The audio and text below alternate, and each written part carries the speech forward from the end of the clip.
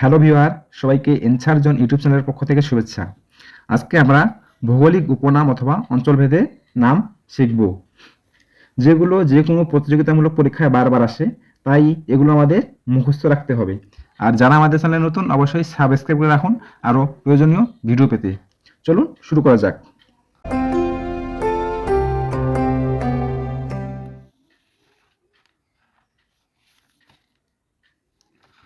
ভৌগোলিক উপনাম অথবা অঞ্চলভেদে যে নামগুলো আছে। বাংলাদেশ, বাংলাদেশকে বলা হয় ভাটির দেশ, নদীমাতৃক দেশ, সোনালী আঁশের দেশ ও ছয় ঋতুর দেশ। তো ঢাকা, ঢাকাকে বলা হয় মসজিদের শহর ও রিকশার নগরী। তারপর আসলে চট্টগ্রাম, চট্টগ্রামকে বলা হয় বাংলাদেশের প্রবেশদ্বার, বাণিজ্যিক রাজধানী ও বারোয়াউলিয়ার শহর।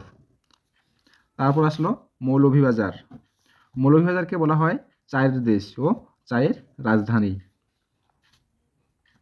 তারপর আসলো সিলেট, সিলেটকে বলা হয় বাংলাদেশের লন্ডন সিটি, ওয়াইফাই সিটি ও 360 আউলিয়ার দেশ। এখানে মনে রাখতে হবে যে সিলেটকে বলা হয় 360 আউলিয়ার দেশ ও চট্টগ্রামকে বলা হয় 12 আউলিয়ার শহর। তারপর হচ্ছে খুলনা, খুলনাকে বলা হয় বাংলাদেশের কুয়েট সিটি, খুলনাকে বলা হয় বাংলাদেশের কুয়েট সিটি। এবার ছিল বরিশাল, বরিশালকে বলা হয় বাংলার শস্য ভাণ্ডার বা বাংলার ভ্যানিস। তারপর আসলো কুয়াকাটা, পটুয়াখালী জেলায় অবস্থিত কুয়াকাটাকে বলা হয় সাগর কন্যা। বান্দরবানকে বলা হয় পাহাড়ি কন্যা।